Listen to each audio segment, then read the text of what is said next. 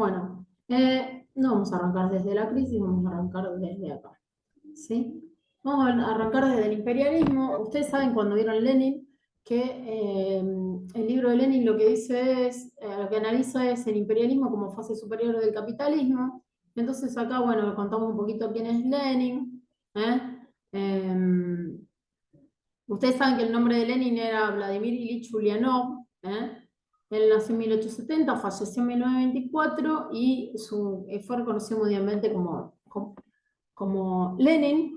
Él fue el líder de la Revolución Rusa, esto fue en 1917, ustedes ya lo saben, y bueno, lo que hizo fue, digamos, reemplazar el antiguo imperio de los zares por la República Comunista. ¿Qué pasaba con la República Comunista? Era la que ponía en tela de juicio el capitalismo en ese momento, ¿sí? Entonces Lenin lo que hace es estudiar también, como otros personajes que ya vimos en la unidad 1, estudia o observa el capitalismo y el 26 de abril de 1917 publica este libro que ustedes leyeron para el práctico, ¿sí? Esto se da justamente mientras transcurre la Primera Guerra Mundial y lo que Lenin pretendía, como yo les decía, era instaurar un nuevo modelo, un nuevo sistema diferente al capitalismo que el comunismo. Y entonces, bueno, siguiendo la línea que estudiamos en la unidad 1 de Marx, lo que él planteaba era que el capitalismo o propone, porque sigue vigente, ¿no? La explotación del hombre por el hombre, que pone a todas las personas en situación de pobreza, particularmente a la clase trabajadora, y entonces propone justamente a la clase trabajadora eh, ponerse en tono de revolución, ¿sí? ¿Qué otro país conocen ustedes que es comunista o que ha sido históricamente comunista? Cuba. Cuba. Cuba, ¿sí? Bueno, y Cuba también, si nosotros pensamos Cuba como sinónimo, siempre pensamos Cuba, revolución, ¿sí? Bueno, entonces la revolución rusa se dio en 1917, ahí está entrando Valentina, y, y entonces, bueno, un poco lo que él analiza es como esta etapa imperialista del capitalismo, ¿sí? Cuando Cuando hablamos de la etapa imperialista, lo que estamos hablando es una etapa superior. Nosotros ya hicimos como un recorrido de lo que es el capitalismo hasta, hasta ahora, y entonces, bueno, lo que Lenin va a plantear es que cómo se van transformando, ¿sí? Las grandes industrias en monopolio, cómo van... alguien tiene el micrófono, tipo, alguien tiene el micrófono abierto. Gracias. Bueno, entonces lo que sucede es que lo que él analiza es algunos fenómenos que vamos a ver a partir de la próxima figura. ¿Sí? Fíjense, las características, ahora vamos a ver los ejes temáticos fundamentales del imperialismo, ¿sí? Según Lenin. Lo que Lenin dice es que el imperialismo es la fase monopolista del capitalismo, ¿sí? Cuando las empresas se van subsumiendo una en otra, una y otra, y van cobrando relevancia solo las más importantes hasta llegar a una sola, ¿sí?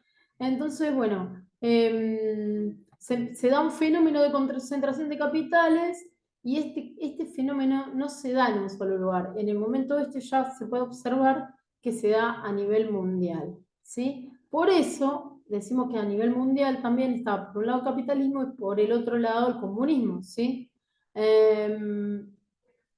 Se da un fenómeno también de consolidación de las grandes potencias mundiales y hay algunas minorías, ustedes díganme si ahora no se reproduce eso, que, que se encuentran apropiándose de toda la riqueza del mundo, ¿sí? Se reparten el mundo dentro del marco de la Primera Guerra Mundial. Ahí empieza ese reparto del mundo.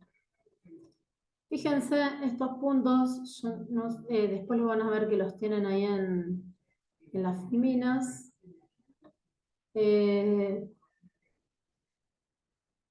Bueno, ahí están los chicos estableciendo un chat.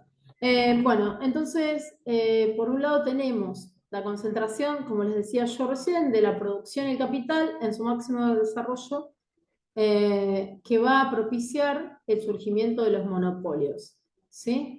Después, otra de las características fundamentales es la fusión de capital bancario, que esa fusión de capital bancario con el capital industrial, lo que propicia, esto es re importante, es re fácil, ¿no? O sea, el capital bancario era lo que ustedes lo vieron en la unidad 2 cuando vimos sector monetario y sector bancario, ¿sí? Y el capital industrial tiene que ver justamente con las acciones en las industrias. ¿Qué pasa acá en este segundo punto? Se fusionan el capital bancario con el industrial y esa fusión entre un capital y el otro, bancario con industrial, da origen al capital financiero, ¿sí? Ahí surge la oligarquía financiera, ¿sí? ¿Cómo se da este fenómeno? Y bueno, porque los bancos ya dejan de ser meros tomadores de dinero y prestamistas a personas que requieren estos préstamos y se convierte también en partícipe de los movimientos de las empresas, ¿sí? De estas empresas que dijimos en el punto 1 que se van convirtiendo en monopolio, o sea que van comiéndose a la competencia, a las empresas más chiquititas y van quedando a cargo de todo, ¿sí? Tienen un régimen de gigantismo, un régimen verticalista, como puede ser, por ejemplo, cuando nosotros estudiamos Fordismo, ¿sí? O sea, Ford lo que va haciendo es comprar todas las empresas que le otorgan, por ejemplo, insumos, y entonces va cooptando todas esas empresas. Pero bueno, eso para elaborar el producto que él fabrica. Ahora, los monopolios hacen que se elimine la competencia, ¿sí? El capital financiero implica entonces esta fusión entre el capital bancario y el industrial. Cuando los bancos empiezan a participar con acciones de las industrias, también empiezan a tomar decisiones sobre lo que se debe hacer o no dentro de una empresa, ¿sí? Y ahí es donde surge la oligarquía financiera. Después, como tercer punto, marcamos la exportación de capitales, a diferencia de la exportación de mercancías, que esta exportación de capitales adquirió una gran relevancia, ¿sí? Y ahí surgen las cadenas globales de producción y especialización. Finalmente, tenemos la formación de asociaciones internacionales monopolistas de capitales, y estas asociaciones que monopolizan los capitales a nivel mundial, lo que hacen es justamente repartirse el mundo y se distribuyen los mercados y el acceso a los recursos, ¿sí? Se da una política de libre comercio y se van acaparando todos los espacios.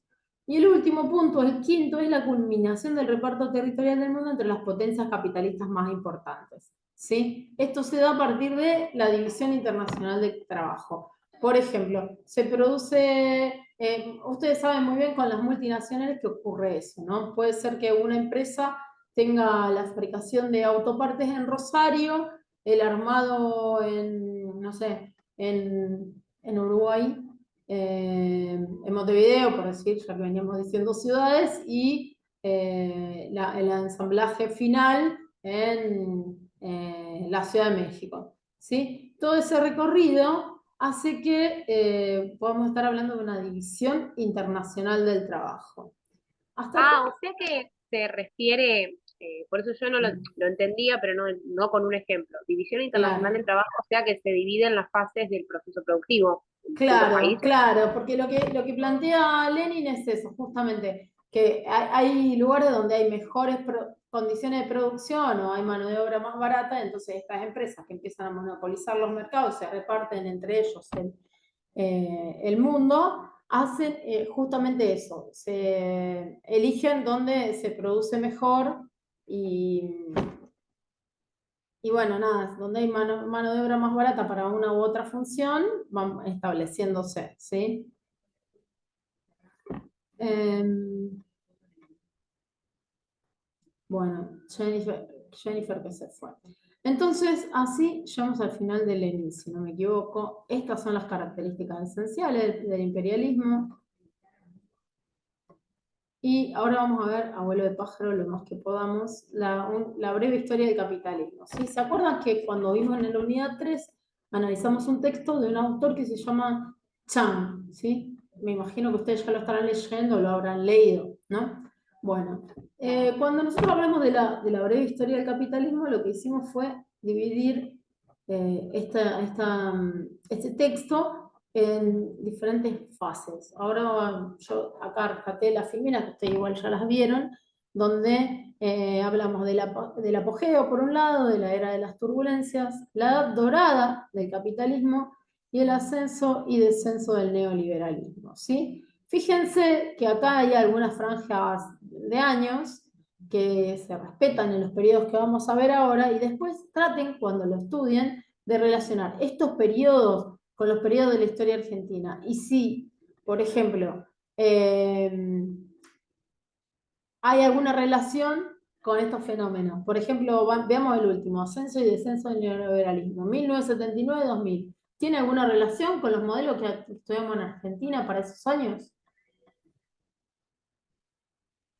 Sí, del 76 al 83 y después de los 90. Bueno, fíjense cómo coinciden las fechas, ¿no? ¿Qué pasa? Las políticas neoliberales empiezan a proliferar en el primer mundo y acá surge el consenso, bueno, no, allá surge el consenso de Washington y acá se aplica el consenso de Washington. En Argentina y en todos los países de Latinoamérica, como vimos, por ejemplo, acá estamos hablando de la última parte que vos referías, Emilio, de los años 90, de los años de Menem. Respecto a los años de Menem, bueno, después lo vamos a ver, cuando lo veamos les digo. Pero sí, muy bien, eso, vayan relacionando con esta línea histórica los momentos que estamos analizando acá en esta unidad 3, que son a nivel mundial, y cómo se pueden relacionar con lo que sucedía o no, porque a veces en Argentina llegó después, viste, algún tipo de características del capitalismo, pero si ustedes se ponen a observar, todos estos periodos que vamos a ver acá, después van a tener como un reflejo en nuestro país, en la historia, perdón, en la historia económica de nuestro país, ¿sí?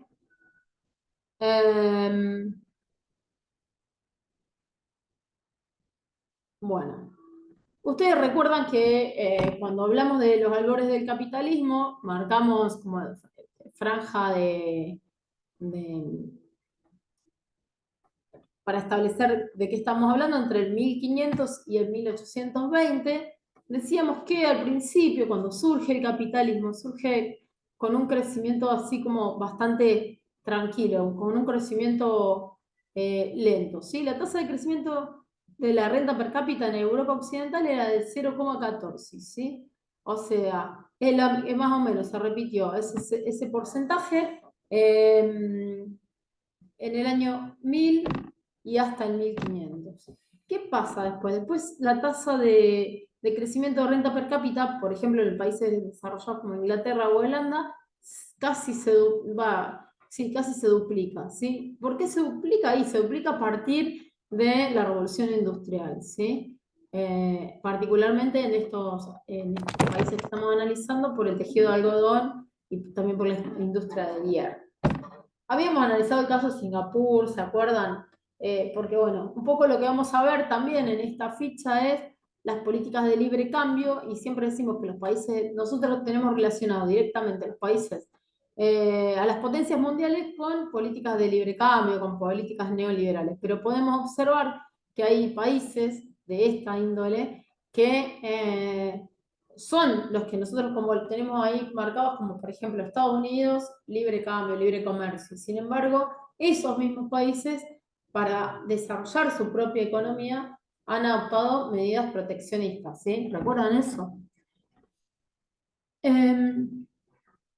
Entonces, bueno, acá se da como un cambio cultural hacia materias que son más de índole racional, predominan las matemáticas y otras ciencias duras.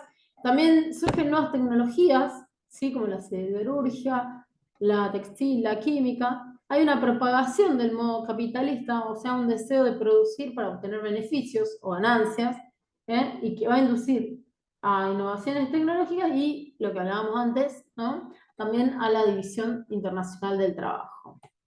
De la mano de eso van a aparecer instituciones nuevas como la evolución de los bancos y de las sociedades anónimas.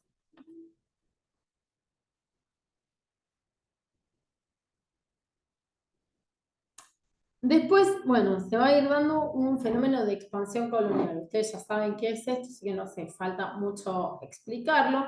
Pero bueno, al expandir las fronteras desde Europa hacia otros continentes, como en principio América del Norte, después América del Centro y Sur, a la India, a Oceanía y a África, en principio una parte hasta que bueno, se toma todo el continente, se da en dos etapas, ¿sí? Por un lado, la etapa de que acá nosotros vivimos como el virreinato, por ejemplo, que es la obtención de metales preciosos y de especias. Todo lo que teníamos acá lo, lo sacan y se lo llevan para sus arcas, ¿sí? En la segunda etapa se traen esclavos de África, digo se traen porque se traen a América para poder seguir explotando las tierras, ¿sí? Y en ese caso, una vez que ya extrajeron todos los metales preciosos y las especias, todo lo que encontraban fácil acá, se ponen a trabajar. Como ellos no vienen a trabajar, traen personas que trabajan, que son personas del continente africano y las esclavizadas, digamos, y las traen para los cultivos de caña de azúcar, de algodón, de caucho, de cacao, de tabaco, y también para realizar tareas de minería. Ustedes saben muy bien que además de haber esclavos de África, también había pueblos originarios abocados a esas tareas, con las mitas, los yoconanacos, todo lo que nosotros estudiamos en la historia, ¿no? ¿Recuerdan eso?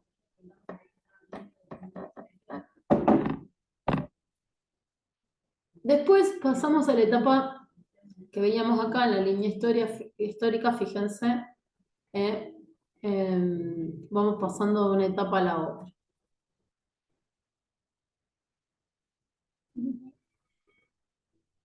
No, me fui.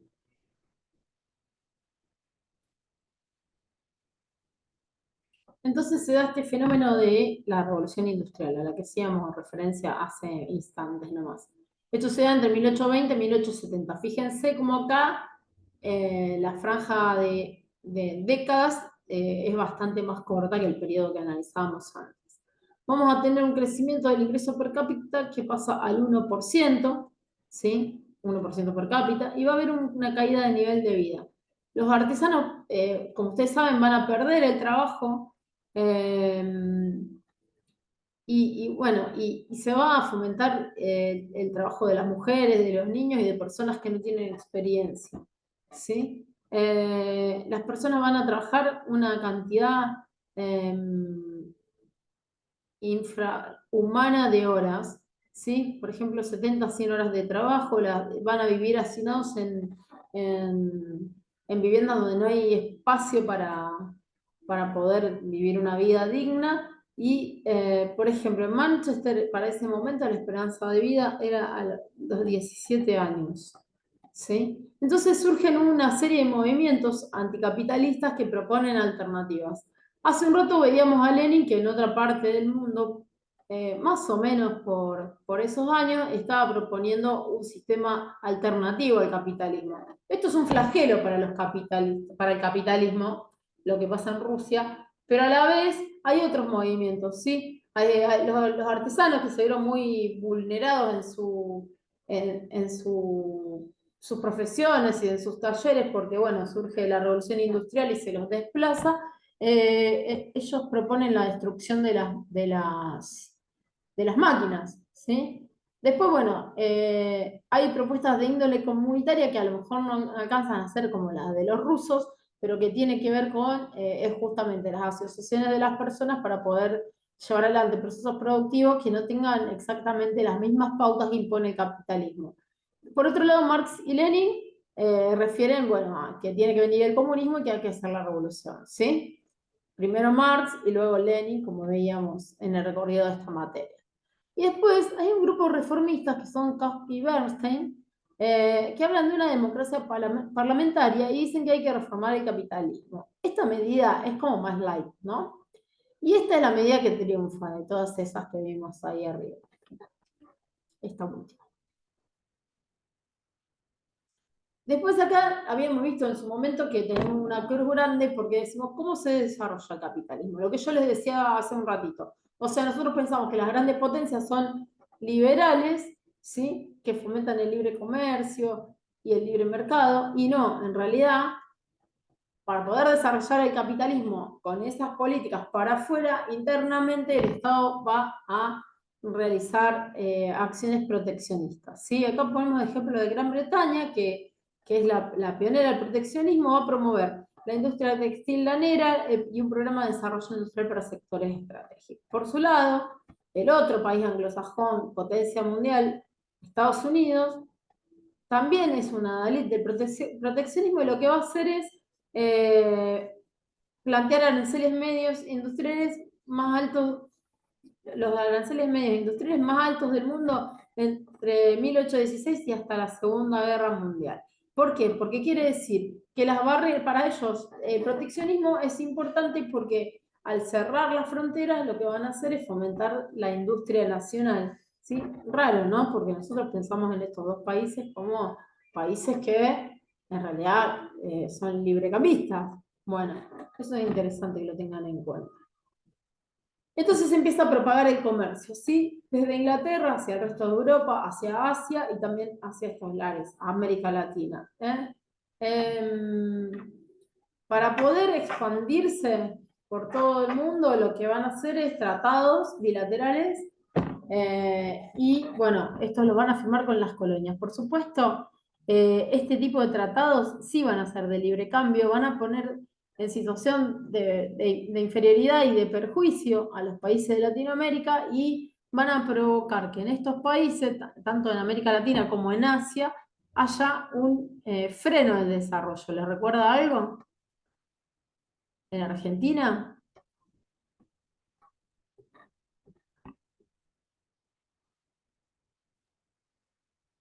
igual no se dan los mismos años, pero les recuerda algo que haya pasado acá?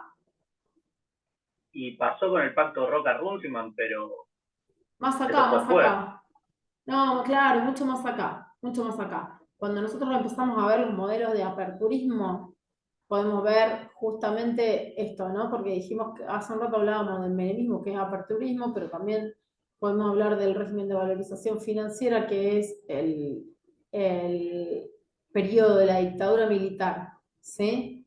Entonces, ahí, cuando se da el periodo de dictadura militar acá, en Argentina se frena el desarrollo, ¿sí?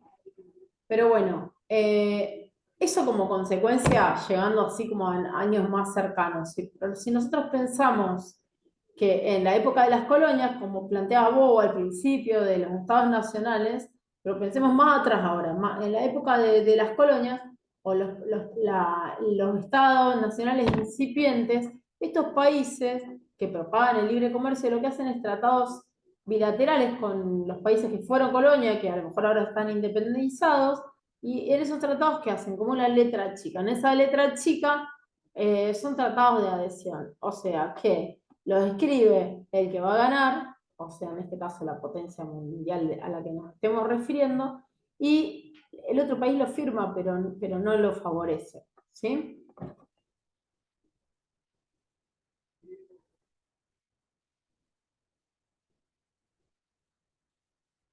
Bueno, después tenemos el apogeo, ¿sí? El apogeo del capitalismo. Entre 1870 y 1913, el capitalismo empieza a vivir un proceso de aceleración, surgen nuevas innovaciones en la industria química y pesada, y también se da este sistema de producción en cierre que nosotros lo estudiamos cuando vimos, también en esta unidad, en la unidad 3, vimos los cambios en el proceso de producción, ¿sí?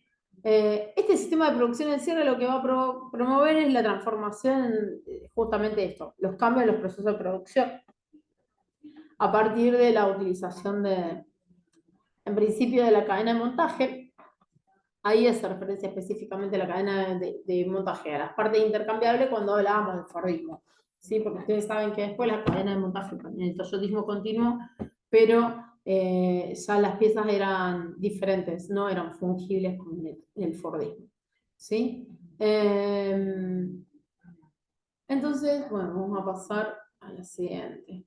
Acá, después de la era del apogeo, fíjense, del 870 a 1913, viene una era de turbulencia. Suele suceder siempre, ¿no? Porque estos fenómenos que estudiamos siempre son cíclicos.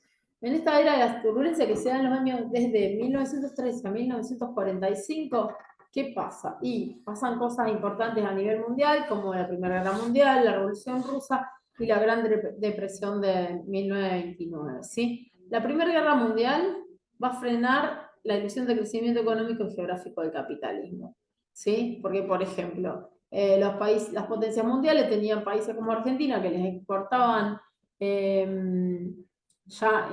para la formación del Estado Nacional, después 1880, ¿qué hacía? Exportaban materia prima, recibían manufactura. Esa manufactura que fabricaban en los países más desarrollados era cobrada en nuestros países y era necesaria porque acá no había desarrollo industrial, ¿sí? Que, bueno, en ese momento entonces se frena el crecimiento económico porque hay una guerra mundial. En 1917, como hablábamos hace un rato, empieza a haber como una resistencia al movimiento capital, al modo de producción capitalista, ¿sí? Que es el modo de producción comunista. Y encima el modo de producción comunista funciona por esa época y entonces es como algo mal visto y como un flagelo que puede afectar a otros países del mundo, según la visión de los rusos que no son revolucionarios, ¿sí?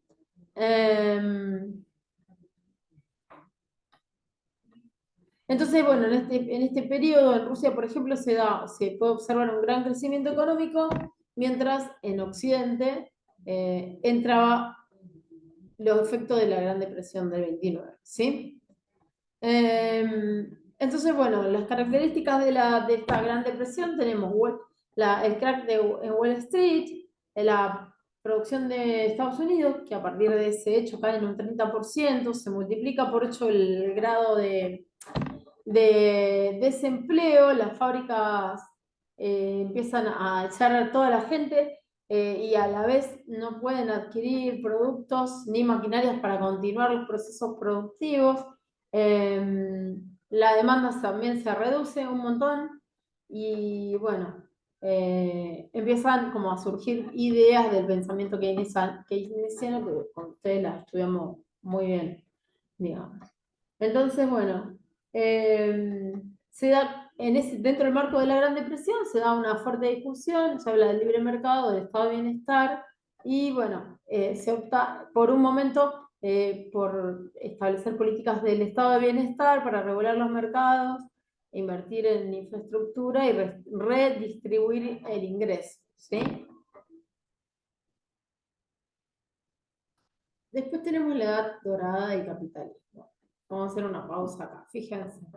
Desde 1945 hasta 1973.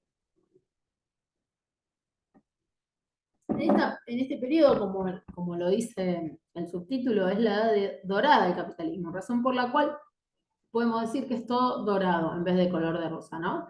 En este periodo se da un gran crecimiento económico, también hay un aumento de la renta per cápita que asciende al 4,1% per cápita, valga la redundancia, y no hay fenómeno de desempleo, ya no, y tampoco hay crisis financieras ni bancarias, ¿sí? Es el estado óptimo, por eso se llama edad dorada del capitalismo.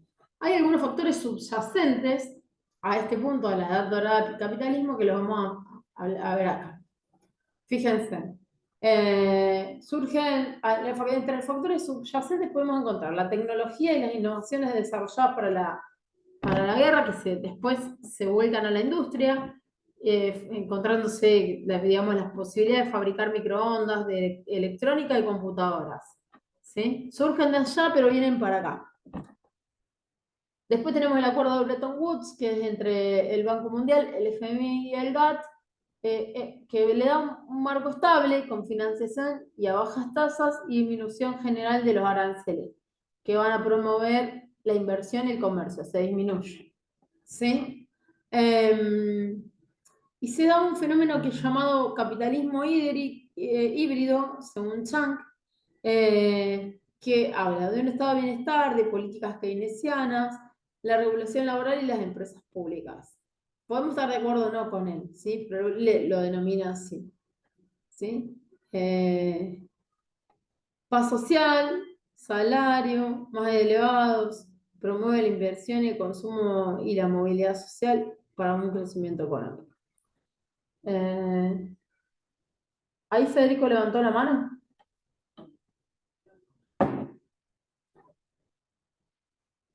Federico, ¿vos querías hablar? ¿No? Bueno, papá. No, perdón. Ah, no pasa nada. Me avisó, tengo una visita. Bueno, y así, después de tener en cuenta estos factores subyacentes que se dan en concomitancia con la edad dorada del capitalismo, pasamos a otro momento, que son los nuevos albores, ¿sí? Primero se amplía la descolonización en continentes que se independizaron más tarde, como India, Corea y África.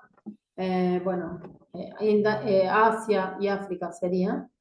Se salen de las relaciones de libre comercio y se promueven procesos de industrialización por sustitución de importaciones con intervención estatal. ¿Les suena eso? Son las ICI que ahora vamos a ver en el repaso de la unidad 4, ¿sí? Después tenemos un interreño que se da entre 1973 y 1979, donde podemos observar en el 71 el fin de la convertibilidad del dólar en oro. Se va a romper el acuerdo de Bretton Woods y el orden logrado, y el resto de los países van a abandonar el sistema de cambio fijo. Se produce un periodo como por ahí que podría ser equivalente al de ahora, ¿sí? Hay mucha inestabilidad cambiaria y hay mucha, ¿qué cosa? Desconfianza, ¿sí? En 1973 se da la primera crisis del petróleo, ¿sí? La OPEP, que es la Organización de los Países Exportadores de Petróleo, va a controlar la oferta del crudo, ¿sí?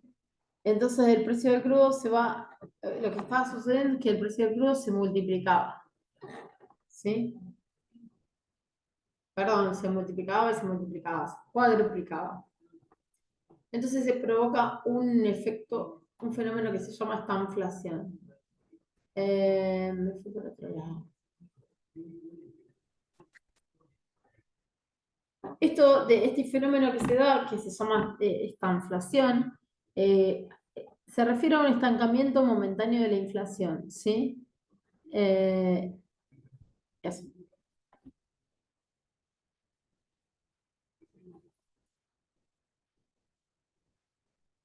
Después tenemos ascenso y caída del neoliberalismo, también lo hablábamos recién. Asumen Margaret Thatcher en Gran Bretaña y Ronald Reagan en Estados Unidos, ¿sí? Lo que dicen estos dos personajes en ambos países anglosajones y que compiten entre sí es que ya no sirven más las políticas keynesianas, que hay una política de oferta y de filtración descendente, ¿sí? Perdón. Entonces va a haber un plan de gobierno que va a promover la privatización de recursos energéticos y servicios públicos, como pasó acá. Van a disminuir el impuesto a la renta, van a disminuir el poder de los sindicatos. También van a bajar al máximo posible los salarios de los trabajadores, aumentando el tipo de interés y liberando los movimientos de capitales. ¿Esto a qué sectores beneficiará entonces?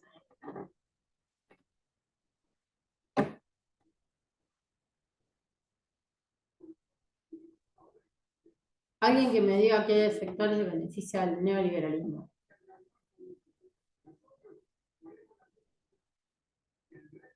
A los empresarios.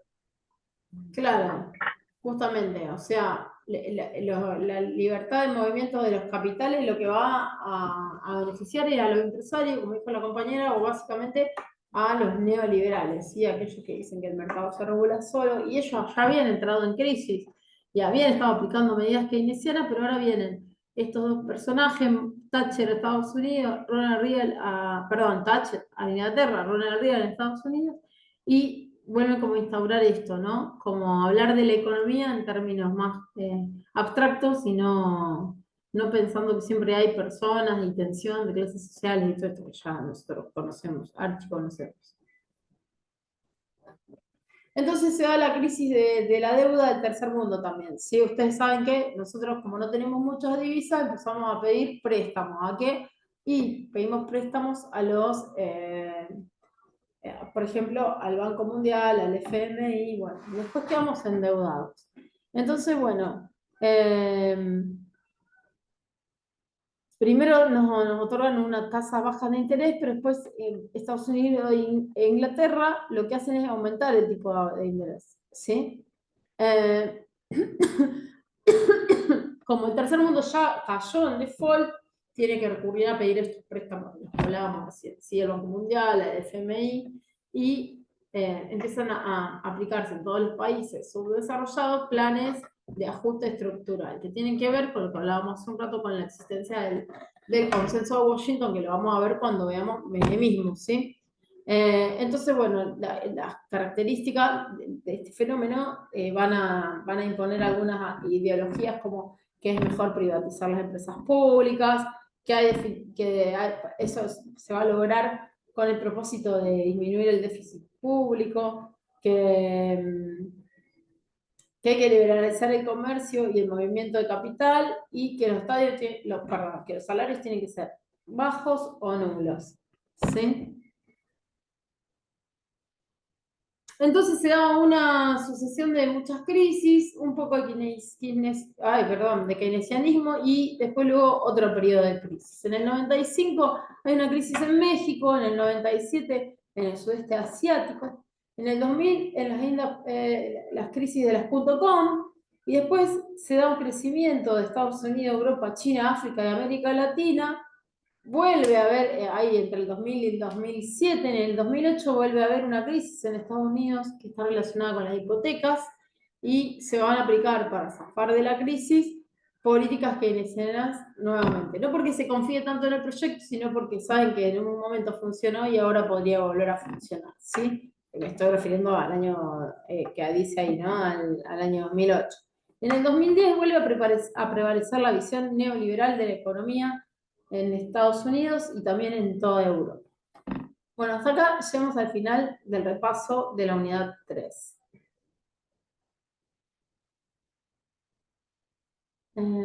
Vamos a parar la grabación.